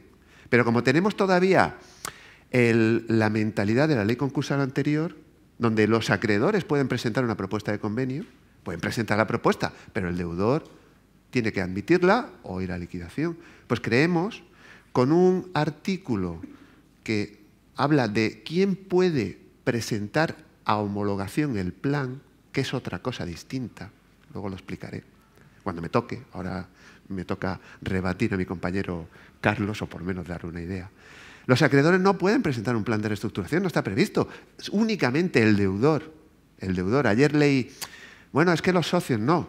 El deudor es el deudor, la persona jurídica, el grupo, las personas que integran el grupo y su consejo de administración, que lo pueden imponer a los socios. Pero es su consejo de administración el que puede imponerlo. Bajo mi punto de vista, aunque efectivamente ello ha podido ser así, que los acreedores se han tirado a la piscina en base a este artículo y han presentado un plan de reestructuración, según me dijo, y creo que no sé si decirlo, a lo mejor estoy revelando información confidencial, pero creo que no. Creo que el deudor ha presentado también un plan de reestructuración. Los acreedores no pueden presentarlo. Habría que tramitar el del deudor, porque no están legitimados. Y menos en una probabilidad de insolvencia. ¿Qué pueden hacer los acreedores? Por tanto, ese efecto pernicioso de llegar a los acreedores, me quedo con la empresa, capitalizo los créditos, diluyo la participación de los socios anteriores y me quedo con la empresa yo, eso a través del plan de reestructuración, bajo mi punto de vista, no se puede hacer. ¿Qué se puede hacer? Se puede hacer, los acreedores lo que podrían hacer en Celsa es ir a una solicitud de concurso necesario. Es lo único que permite la ley. En caso de insolvencia actual o inminente, si es que el grupo lo está y no está en probabilidad de insolvencia y no ha presentado la comunicación previa del inicio de negociaciones que bloquea. En definitiva, con esto que quiero decir, que incluso el caso de Celsa, bajo mi punto de vista, no es indicativo de que esto no vaya a funcionar. Y por último, con eso termino, microempresas y Celsa, con eso termino. Vamos a ver, muchas veces yo transmito la idea equivocada y no es así. O sea, yo no quiero, si yo defiendo el plan de reestructuración, no quiero ilusamente pensar que con este plan de reestructuración ahora vamos a salir a la calle y vamos a salvar a todas las empresas. No, por supuesto que no. Ni va a ser la solución a nuestra insolvencia. Pero empresa que quiera salvarse, porque sea viable, va a tener un mecanismo de hacerlo, que antes a lo mejor le costaba más, porque el concurso no ha funcionado. Con esto ya... Pues vamos a pasar a ver un poco lo que se supone que tenía que hablar, después de este rifirrafe aquí sí. Y de estas opiniones contrapuestas. Bueno, como ha comentado, pues me había correspondido tratar el tema de la comunicación de negociaciones y he preparado una presentación que se la voy a ir pasando, si es que tiene pila los trastos. Bueno, la comunicación de negociaciones pues no es una institución nueva, es decir, que nos gustaría pensar que también forma parte de esa revolución preconcursal que se introduce con la Ley 1622, pero no, esto ya estaba inventado.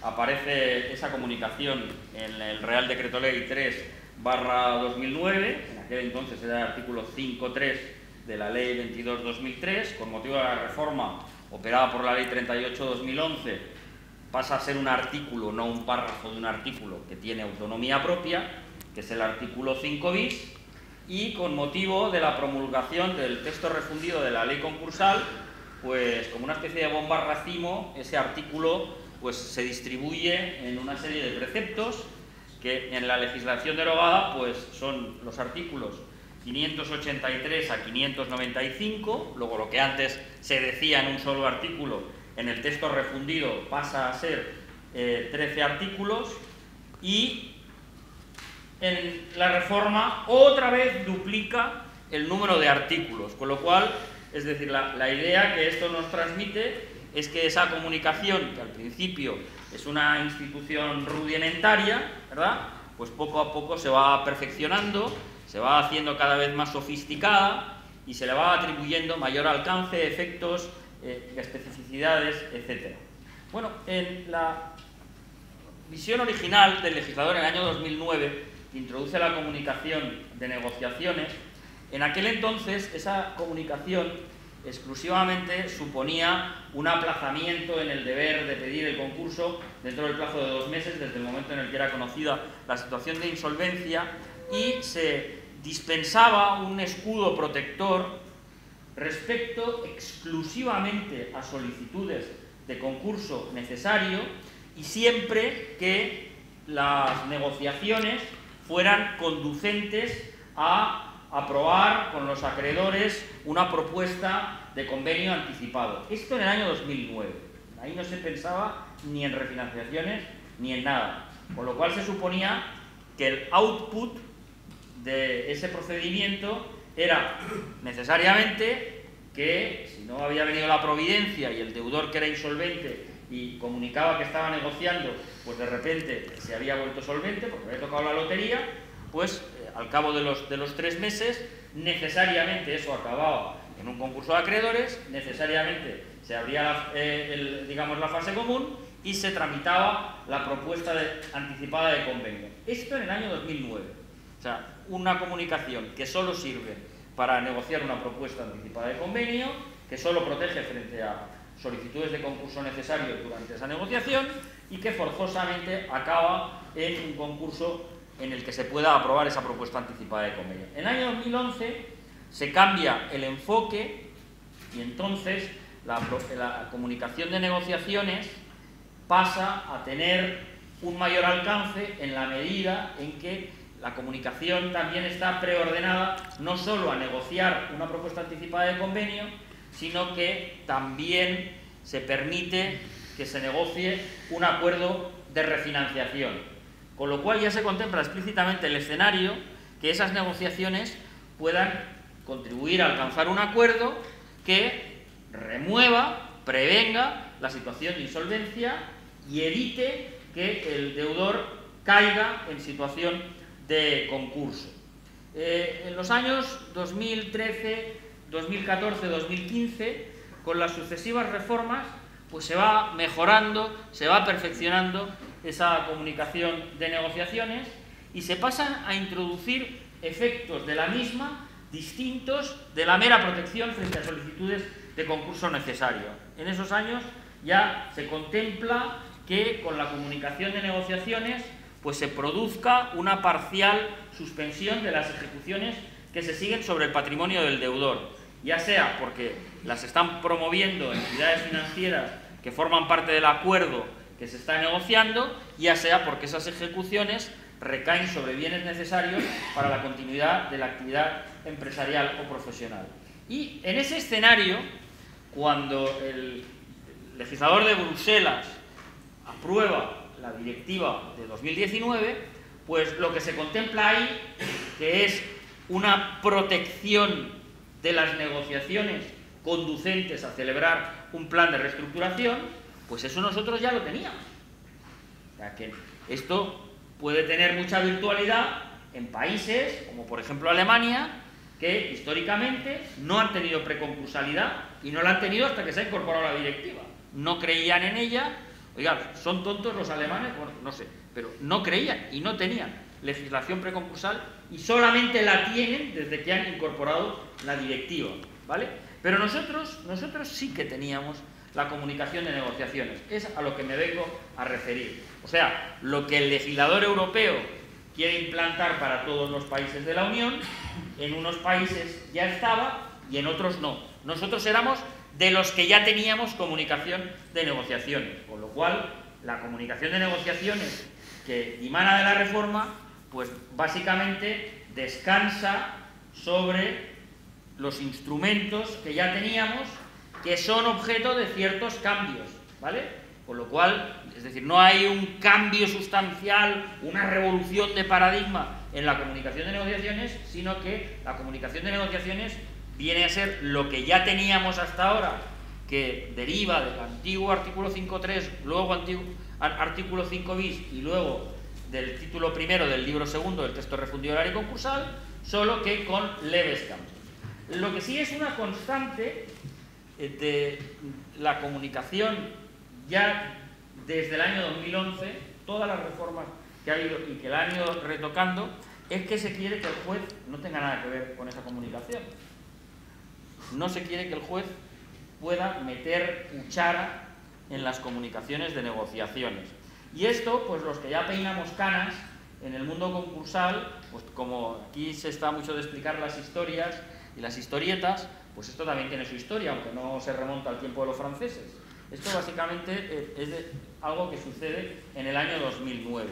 Cuando se introduce con el Real Decreto Ley 3/2009 la comunicación de negociaciones, en aquel entonces quien tenía por efectuada la comunicación era el juez, no el letrado de la Administración de Justicia. ¿Y qué pasó? Pues pasó que hubo algunos jueces que se dedicaron a mirar si realmente el deudor reunía o no reunía los requisitos. Se lo tomaron en serio. No es que quisieran fastidiar, ni era para molestar a nadie. Oiga, perdonen si les molesta, pero tengo que hacerlo, ¿verdad? Y entonces algunos jueces dictaron algunas resoluciones en las que, viendo que el deudor no reunía los requisitos legalmente exigidos para presentar esa comunicación de negociaciones, porque en aquel entonces era para una propuesta anticipada de convenio y el deudor ni estaba negociando ni reunía los requisitos para una propuesta anticipada de convenio, pues ¿qué hicieron? Que dictaron resoluciones diciendo que la tenían por no efectuada. Auto del Juzgado Mercantil de Granada de 11 de mayo del año 2009. Y ya viendo eso, pues el legislador nos expulsó de la comunicación de negociaciones y ya solamente las llevan los letrados de la Administración de Justicia, ¿vale? Claro, esto en la nueva versión de la comunicación de negociaciones ya veremos si no es una decisión que quizás hubiera debido replantearse. ¿Por qué? Porque con la comunicación de negociaciones básicamente se informa de toda una serie de circunstancias y se pueden llegar a pedir una serie de medidas que son más propias de las que tiene que acordar una autoridad judicial que de las que puede tomar un letrado de la Administración de Justicia. Me voy a referir a un solo ejemplo, la solicitud de nombramiento de experto. Eso el deudor lo tiene que incluir en la comunicación de negociaciones, pero el artículo 676 dice que el experto lo nombra el juez, no el letrado de la Administración de Justicia. Con lo cual aquí el legislador lo ha dejado ahí un poco oscuro, pero les voy a decir yo cómo va a suceder esto, porque no lo dice la ley. Vamos a tener un papel fundamental porque tenemos que establecer todas las soluciones que tendría que traer la ley y no trae. Se presenta la comunicación de negociaciones y el letrado de la Administración de Justicia va a tener que dejar el expediente sobre la mesa del juez para que sea el juez el que nombra al experto. Ojo, el que nombra al experto que le proponen las partes, con lo cual tampoco tiene ninguna facultad de apreciación. Pero que quiero decir que ya en la comunicación de negociaciones, esa decisión de tenerla por efectuada por parte del letrado de la Administración de Justicia, pues no se ha replanteado y quizás hubiera tenido que replantearse. Claro, anteriormente la comunicación de negociaciones pues era un folio. Los que están aquí que las han visto, nosotros pues claro, todos los días en los juzgados, pues nos entran 4 cada semana, pues vemos las comunicaciones eran un folio. Pero ahora la comunicación de negociaciones a lo que se va a parecer es una solicitud de concurso. Porque hay que incorporar toda una serie de datos y documentos que viene a ser como una solicitud de concurso, ¿vale? Y ahora el que lo tiene que mirar es el letrado de la Administración de Justicia. A ver si la documentación es suficiente, a ver si las informaciones son las que se tienen que incluir. Y es el que tiene que requerir a la parte si la comunicación es defectuosa para que subsane. Y es el que tiene que decidir si le parece que la subsanación no es insuficiente y es el que toma la decisión de no tenerla por efectuada. Que ya, es decir, tienes una decisión que tiene una cierta trascendencia. No digo yo que nuestros letrados, que son profesionales muy preparados, no puedan adoptar esas decisiones. Solo digo que la directiva no decía quién tiene que intervenir en la comunicación de negociaciones, decía que tiene que haber una protección para las negociaciones, pero no decía quién tiene que dar la protección o quién tiene que tener por efectuada la comunicación. De hecho, ni siquiera se habla de los propios términos del expediente de comunicación que tenemos en España. Es decir, nosotros es como incorporamos la directiva utilizando ese instrumento que ya teníamos antes, pero ya, digamos, primer enfoque en esta introducción, que esa constante pues probablemente habría que haberla replanteado. Bueno, esto tiene pocas pilas, yo creo, ¿eh? A ver, ahora. Es que, no sé, me parece... Bueno, mientras pasa la pantalla, Carlos, la justificación de por qué se residencia en el letrado la decisión sobre si está bien efectuada o no la comunicación sirve luego para la homologación del plan de reestructuración. Y por tanto me gustaría incidir en esta porque es una idea básica. ¿Por qué? Como decía Carlos, es al letrado al que se le da la competencia para resolver esta cuestión. Porque no estamos hablando de decidir nada sobre el fondo de los requisitos materiales para solicitar la comunicación. Es decir, ni el presupuesto objetivo de estamos en insolvencia, probabilidad, etcétera, etcétera, ni nada. No, estamos únicamente comprobando que se presenta a la comunicación la solicitud con los documentos preceptivos. Es una mera constatación formal de que se ha presentado junto con la solicitud esos documentos. Por eso, para no encargárselo al juez que necesariamente estamos para resolver, o deberíamos estar, para resolver el fondo de la cuestión, se lo encarga al letrado de la Administración de Justicia para que formalmente vea si están todos los documentos, si la solicitud reúne el contenido, de enumeración de las garantías, etcétera, etcétera, y si es así, se tiene por efectuado. Luego, el juez va a tener otra intervención. Por ejemplo, si en el otro sí pide el nombramiento de un experto, pues el juez nombrará experto. Pero la comunicación únicamente recae sobre el secretario. Luego, efectivamente, el juez va a intervenir en recursos, competencia, prórroga, etcétera, etcétera. Bueno, es verdad lo que dice Marcos. De todas maneras, el tiempo nos apremia y vamos a ir continuando. Bueno, como decía, la nueva comunicación de negociaciones duplica el número de artículos. ¿vale? O sea, que empezó teniendo un artículo, luego pasó a 12, 13 artículos, ahora ya más de 24 artículos. Haciendo, digamos, una aproximación general a cuáles son los cambios más importantes, así un poco en plan de filosofía de la comunicación, pues la comunicación en la reforma gana en flexibilidad y pierde en automaticidad. Es decir, tenemos con esta una comunicación smart, ¿no? Es decir, como los relojes inteligentes, pues vamos a tener una comunicación inteligente. ¿Por qué es una comunicación smart o inteligente?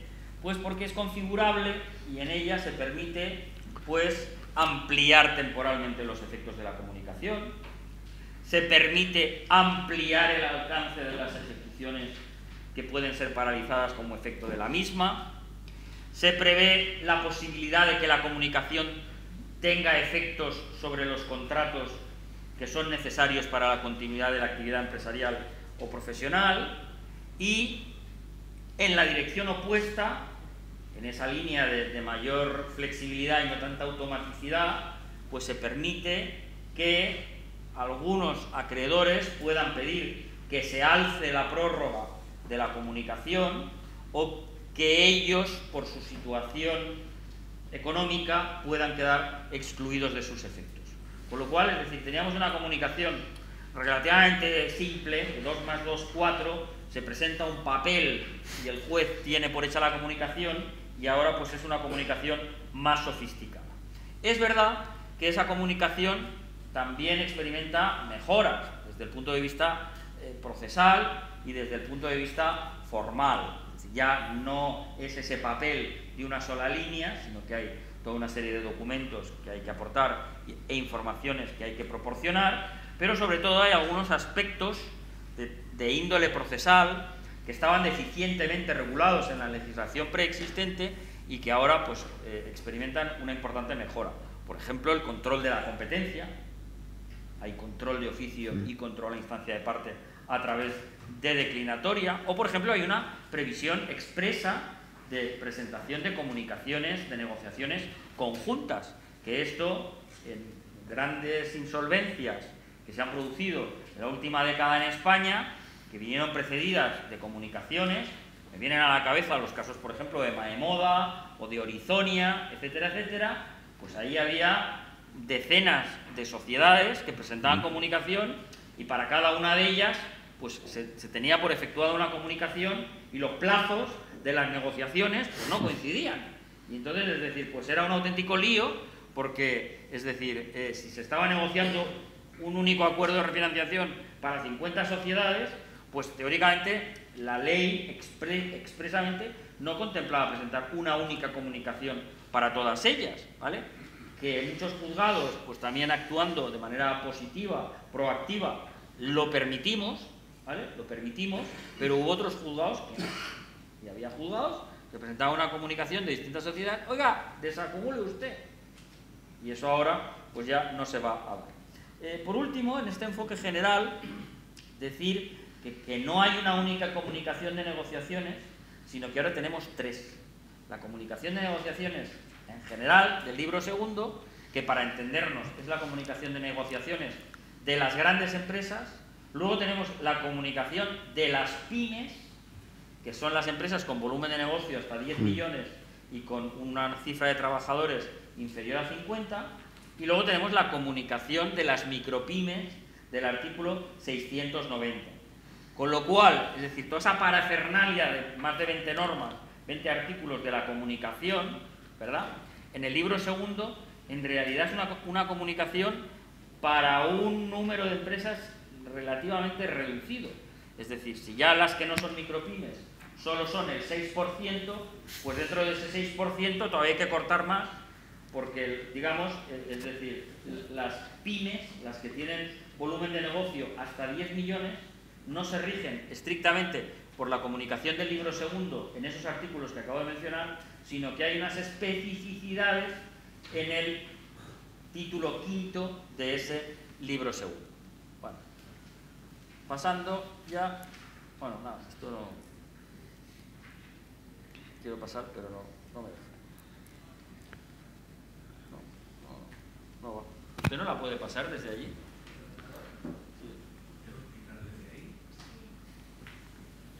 ¿Puede pasarla usted, el informático? A ver. Ahora. Bueno.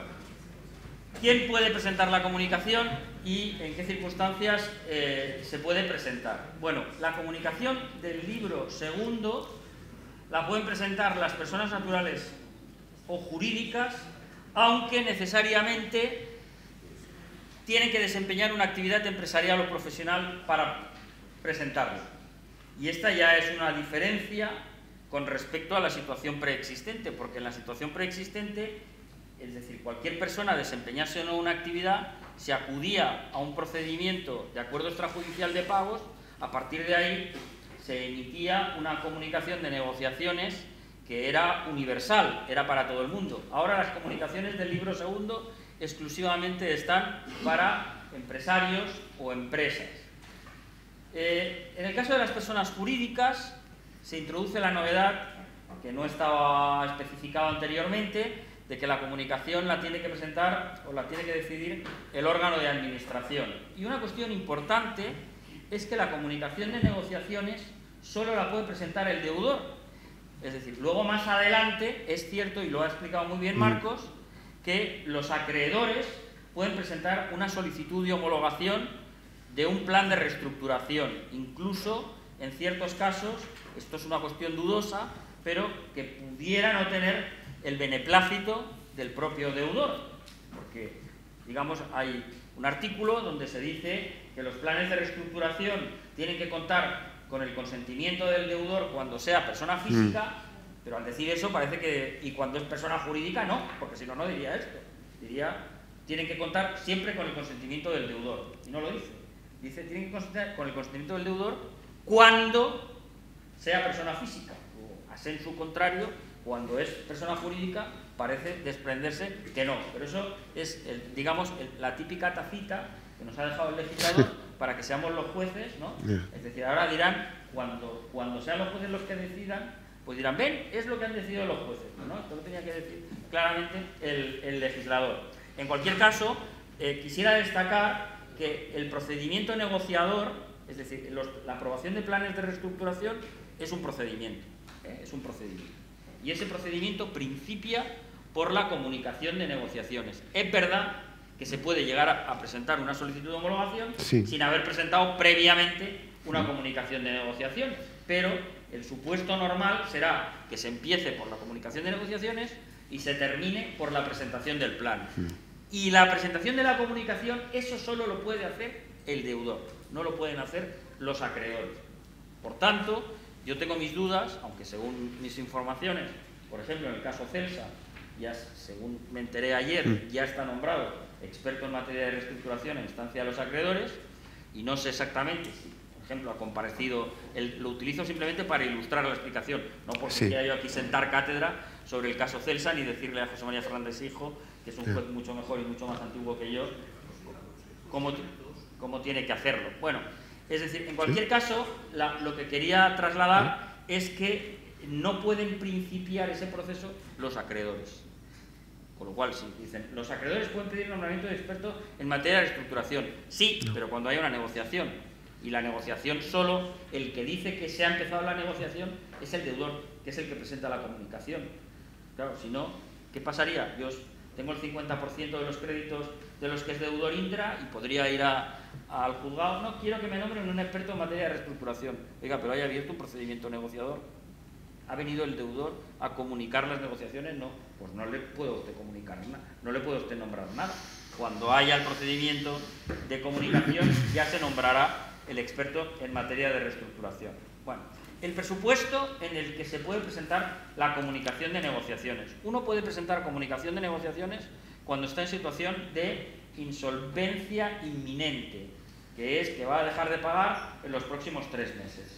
Cuando está en situación de insolvencia probable, esto es difícil de decir, porque es cuando uno prevea que dejará de pagar en los próximos 2 años. Yo que no sé ni lo que voy a hacer este fin de semana. Pues dentro de 2 años a ver si voy a pagar o no voy a dejar de pagar. Aquí los economistas, ustedes seguramente, ahora me darían sopas con onda, porque dirían el modelo de Altman, etcétera, y pondrían aquí un montón de fórmulas y me explicarían cómo se puede predecir la insolvencia a un año y medio vista. Pero a mí, así de entrada, se me antoja difícil, y las condiciones de los mercados pues son siempre muy cambiantes y es muy difícil decir si uno está o no está en insolvencia probable, ¿no? Quiero decir que el que decía, por ejemplo, que estaba perfectamente el día antes de que estallara la guerra de Ucrania, lo puede decir el día después. Quiero decir que hacer este tipo de predicciones pues no es realmente sencillo. Pero bueno, es decir, me interesa decir que se puede presentar la comunicación cuando uno está en insolvencia inminente, cuando uno está en insolvencia probable y cuando uno está en insolvencia actual. Puede, si ya estoy en insolvencia, puedo presentar una comunicación de negociaciones, y el legislador ha dicho que no. Ha dicho que no si se hubiera presentado una solicitud de concurso necesario y esa solicitud de concurso necesario hubiera sido admitida a trámite. Si nos encontramos en esa situación, ya no se puede presentar comunicación de negociaciones. Así de entrada, a mí lo que se me antoja es que el legislador le atribuye a la admisión a trámite del concurso necesario una importancia que no tiene, ¿verdad? Parece como que es un poco la importancia un poco popular que tiene una información periodística cuando dice se acaba de admitir la querella contra no sé quién y ya está condenado. Se admite la querella, quiere decir que se admita una solicitud de concurso necesario, pues ya no significa nada. Es decir, ¿cuántas solicitudes de concurso necesario acaban desestimadas? Es decir, la directiva, evidentemente, nada precisa en torno a estas cuestiones. ¿Por qué razón se le prohíbe al deudor que ha tenido la mala suerte de ser víctima de una solicitud de concurso necesario, que a lo mejor está injustificadísimo? ¿Por qué no puede hacer una comunicación de negociaciones? Alguno me dirá, bueno, porque esto alentaría el fraude. Uno presenta la comunicación cuando ya tiene la solicitud de concurso necesario y entonces dice que está negociando, pero aquí, es decir, estos son excusas de mal pagador. Aquí la cuestión, hasta ahora, estaba razonablemente regulada en la medida en que si uno está en situación de insolvencia y viene alguien y le pide el concurso necesario y el deudor quiere negociar y además no está de acuerdo con que esa situación de insolvencia se dé, puede presentar una comunicación y esa comunicación, ¿de qué le protege? Le protege de las sucesivas solicitudes de concurso necesario. Si hay otras posteriores, esas otras ya no se pueden admitir. Me voy a centrar en este acreedor y en las chorradas que dice en su solicitud de concurso necesario, ¿vale? Y puedo salir de la situación. Claro, con la regulación que ha implementado el legislador, ¿cuál es el problema? El problema es que puede haber actitudes de extorsión por parte de acreedores que conozcan que el deudor tiene la intención de iniciar un procedimiento de negociación de un plan de reestructuración y adelantándose a ello, ¡plum!, le casca una solicitud de concurso necesario. Que luego, es decir, claro, como esto de la insolvencia es un concepto muy líquido, pues a lo mejor hasta me libro de las costas si la desestiman. Pero ya le veto el acceso a un plan de reestructuración porque ya no puede presentar comunicación de negociaciones. Y si no la puede presentar, pues el propio descrédito de la admisión a trámite de la solicitud de concurso necesario ya hace que el hombre pues probablemente vea precipitada su situación de insolvencia. Bueno, pasando a lo que es en sí la finalidad de la comunicación, en la nueva legislación las comunicaciones de negociaciones solo son para planes de reestructuración. Eso que antes se permitía también para propuestas anticipadas de convenio, etcétera, etcétera. No, ya no. Ya solamente, aparte de que la propuesta anticipada de convenio ya no existe, con la nueva legislación, solamente es para planes de reestructuración. Y la comunicación no dice que ya estén iniciadas las negociaciones, sino que dice que se han iniciado o se tiene la intención de iniciarlas. Con lo cual se tendría que admitir la comunicación, aunque las conversaciones formales todavía no se haya dado el pistoletazo de salida. Todo esto tiene importancia relativa porque en realidad al letrado de la Administración de Justicia no se le confía ninguna facultad para ver si ya están iniciadas, si se van a iniciar. La ley dice que se van a iniciar en inmediato. Es decir, el letrado de la Administración de Justicia no puede decir, oiga, que ya lleva usted 2 semanas y todavía no las ha iniciado. ¡Hala! Le levanto la comunicación. Eso no es posible, ¿verdad? Bueno, avanzando todavía un poquito más, el contenido... No sé esto...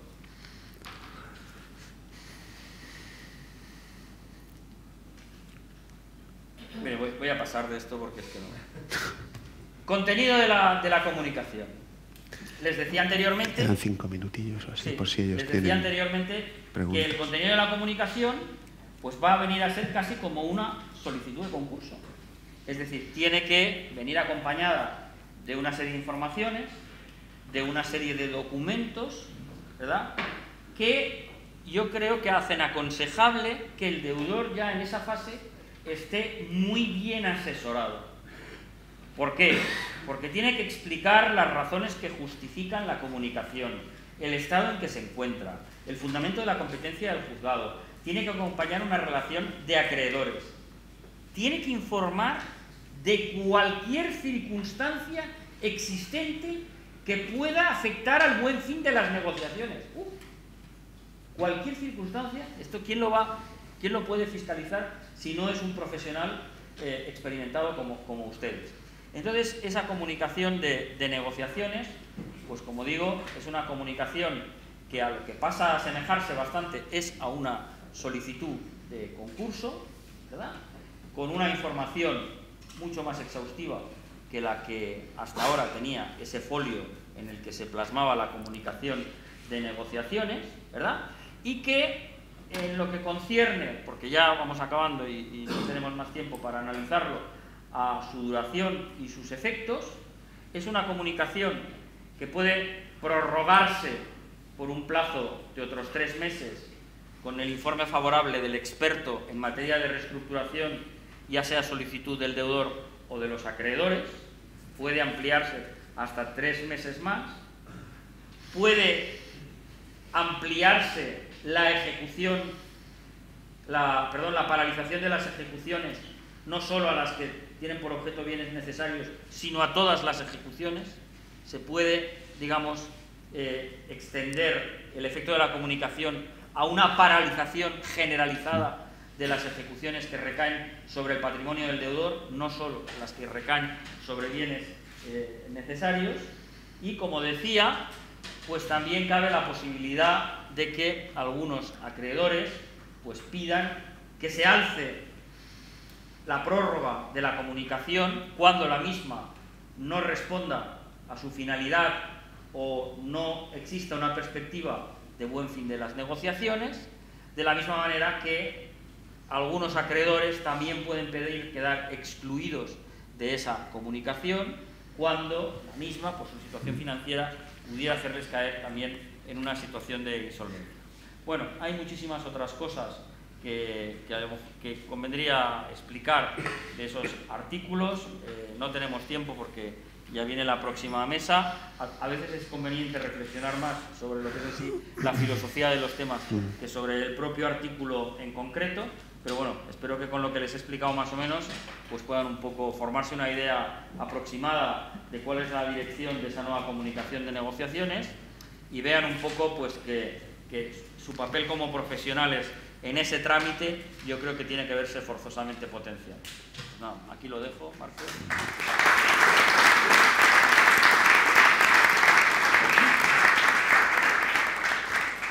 Bueno, tenemos todavía 5 minutillos porque hemos empezado un poco tarde, por si tienen alguna cuestión, algo que queramos que quieran que comentemos, tienen a los ponentes, si no, pues directamente pasamos porque son 2 horas, vamos a dejar libres a los ponentes que tienen otras tareas y otras charlas que dar también en el día de hoy. Agradecerles el esfuerzo por haber querido estar aquí con nosotros, agradecerles el esfuerzo también por intentar condensar todos estos conocimientos, estas ideas y transmitirlas, y que esperemos que en el futuro podamos seguir compartiendo estas mesas, que estoy seguro que sí. Terminamos con las alertas, con la comunicación, ya tenemos la comunicación presentada. Después de la pausa de café vamos a ver, ya fuera del procedimiento, fuera del juzgado, cómo se hace un plan de viabilidad, y cuando tengamos el plan de viabilidad hecho, cómo rellenamos el modelo oficial del plan de reestructuración y nos lo traemos al juzgado para homologarlo. Y por la tarde nos explicarán Leandro y Borja cómo se homologa un plan y cómo se resuelve la impugnación. En fin, apasionante, ¿no? Venga, luego nos vemos.